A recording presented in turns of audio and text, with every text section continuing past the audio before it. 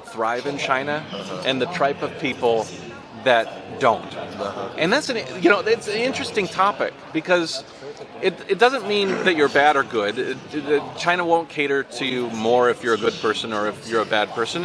Equally, you could fit in here, but there are some traits that if you have, it's not really good to come to China, and in other ways, it's really good to come to China. So why don't we talk about the different traits that are positive, right? So we'll start with that.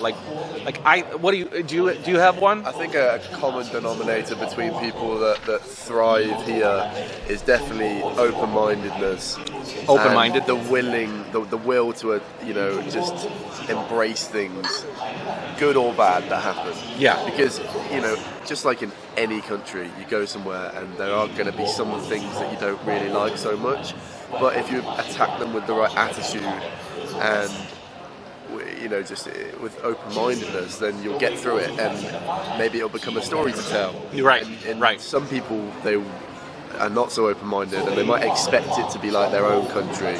There's a lot of people out there that are very rigid, like maybe they live in Europe or maybe they live in America, and their life is so rigid and so comfortable for them that any diversion or change from that would be deemed a negative.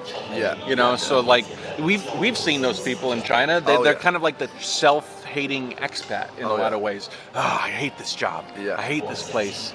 But like yesterday, I wish you missed it. It was really awesome. He was a bit under the weather yesterday, but we were walking down the street yesterday, and people were coming out of the woodwork, like to talk to us and take pictures with us. And if you were a person with a trait that was a bit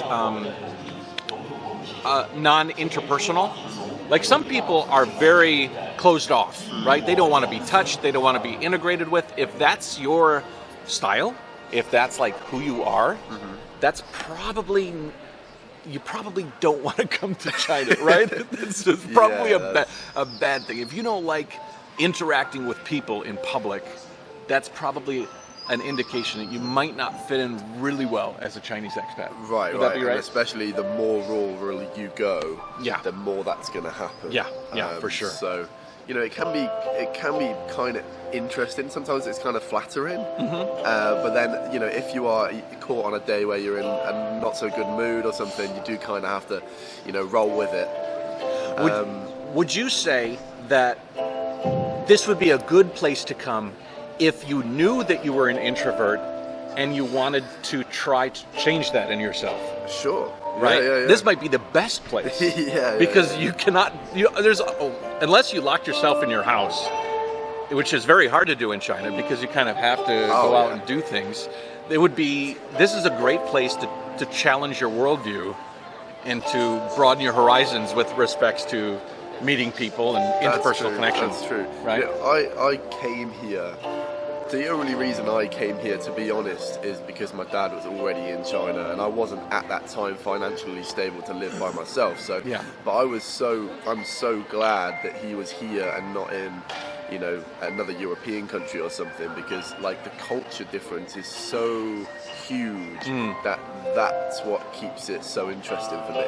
Like I've been here 18 months going on 2 years now, and still like almost every day I'm looking around at different scenarios, seeing, wow, that's kind of different. Oh, well, that's strange how that turned out, and it just keeps things interesting.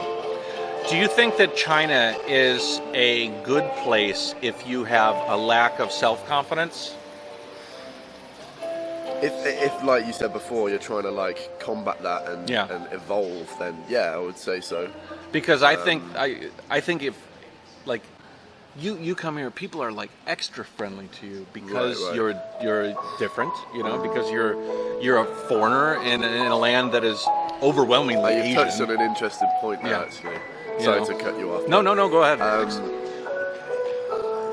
I can see that some people, you do get a bit of extra sort of attention and stuff as you come here as a foreigner, and I have seen some people let that get to their head. It's kind of similar. It's kind of similar to doing a YouTube channel, and people get more subscribers, so they start letting it change Consume 'em. their personality, Yeah. and that can happen coming here in China, and it's something that I definitely try and keep a note on, and Stay humble. stay humble. Yeah, for sure. Yeah. Because you hear some people who have been here for 2 years and they start to feel entitled Yeah. to more things than they were or ever will be in their own country. The way you're treated in China is not the way that you're going to be treated everywhere. No. Right? No. And you could like sort of feel that maybe, oh shit, I was a superstar in China. Right. I was elevated in some ways, or maybe it was easier to make friends, because it's very easy to, right? It's easier to make Yeah. friends in China in some ways. Yeah. There's also a lot of people that I've met where it's quite easy to tell whether they are the kind of person who's come to live here and embraced it, or they've come to live here and become sour and bitter and resentful and can't wait to leave. Yeah. And you can quite easily tell when you have an opening conversation with someone what type of person they are out of those two. And some people they say they can't wait to leave and these things, and I think China is not for everybody. It's definitely not for everybody, but there are a lot of people I've met here and who have evolved their character, like myself, a lot since they've come here. So Are you a very different glad. Ollie today than you Oh, were? man. I am literally an unrecognizable person from when I came here. Yeah. Seriously.